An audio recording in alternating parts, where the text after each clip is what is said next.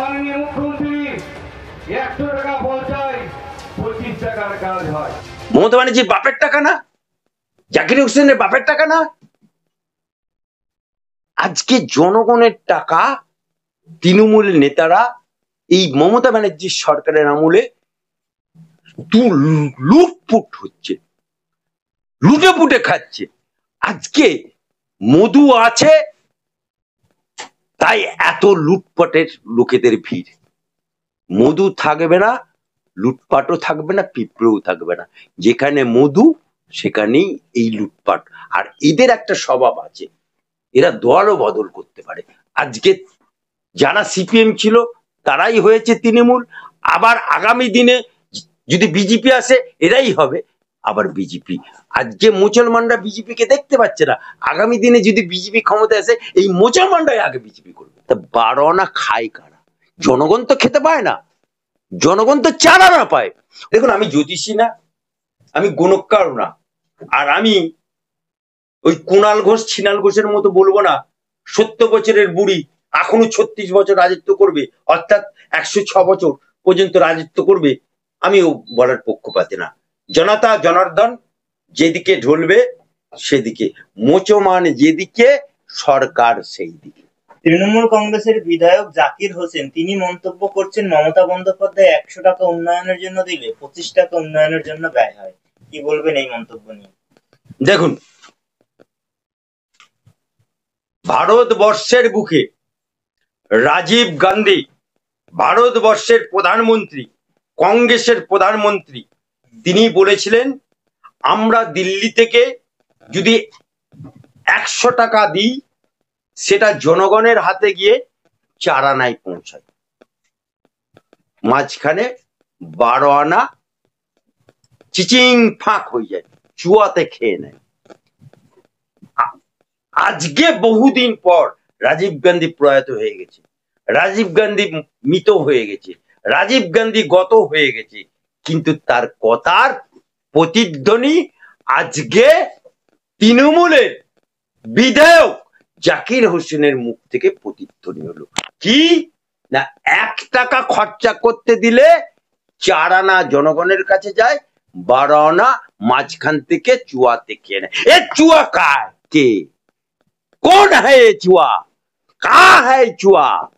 चुआ अगर होता है तो तुम्हारे ही दल में होता है, तुम्हारी पंचायत मेंबर चुआ होता है, तुम्हारी पंचायत समिति का मेंबर चुआ होता है, तुम्हारी ब्लॉक प्रेसिडेंट चुआ होता है, तुम्हारी अंचल नेता चुआ होता है। तो 12 आना खाय कारा? জনগণ তো খেতে পায় না, জনগণ তো চারা না পায়।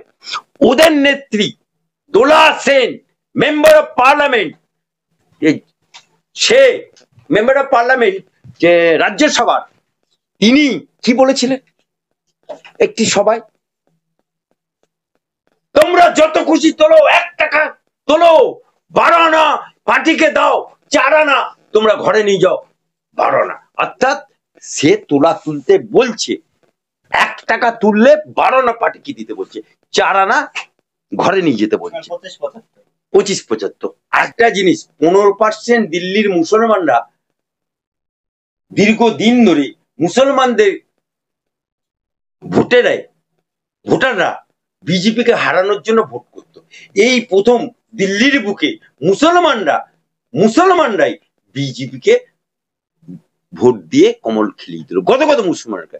সুতরাং এই গদগদ মুর্শিদাবাদ এলাকায় মুসলমান 80% যেখানে মুসলমানের বাস, সেখানে কমল খেলবে না এ কথা বলা ভুল।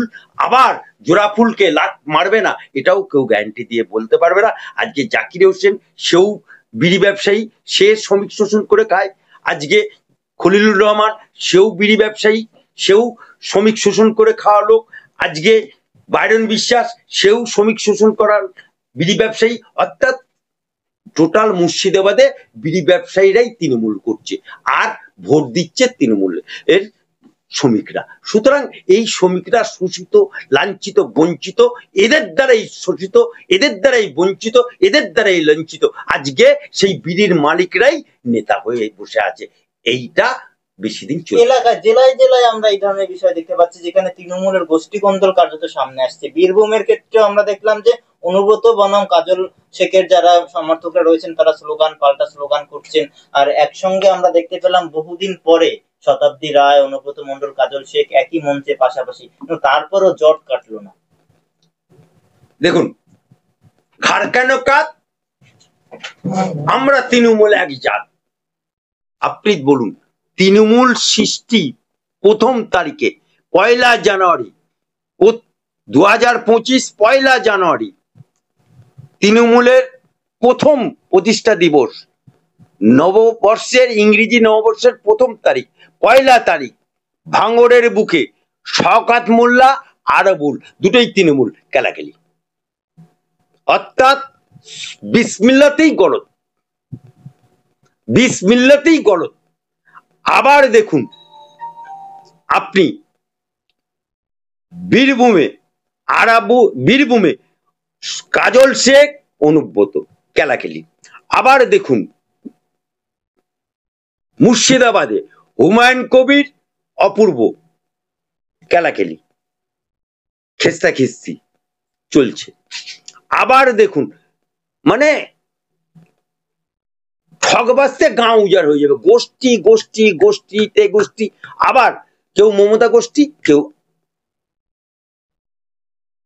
অভিষেক ব্যানার্জি গোষ্ঠী। এই যে গোষ্ঠী চলছে শুধুমাত্র টাকা কামাবার, টাকা ভাগের গোষ্ঠী। ক্ষমতায় যেদিন থাকবে না, গোষ্ঠীও থাকবে না, ষষ্ঠীও থাকবে না, আর চষ্টিও থাকবে না। কিন্তু 240টা আসন পাবে তৃণমূল কংগ্রেস, এই কথা তো তারা বলছেন বারংবার। একবার পেয়েই দেখাক না। কুজো যদি বলে আমি রাতে শুয়ে শুয়ে স্বপ্ন দেখে আমি মোহনবাগানে প্লেয়ার হয়ে গেছি, গোল করছি, হাবিব হয়ে গেছি, আকবর হয়ে গেছি, মারাদোনা হয়ে গেছি, এটা স্বপ্নে হয়, বাস্তবে হাকিকতে হয়। 29-এ প্রধানমন্ত্রী না হলে 36 অব্দি মুখ্যমন্ত্রী মমতা বন্দ্যোপাধ্যায়, তারপরে অভিষেকের। এটা তো এগুলো না বললে বইয়ের হাতেও মার খাবে, তৃণমূলের হাতেও কেলানি খাবে। এই জন্যই বলছি।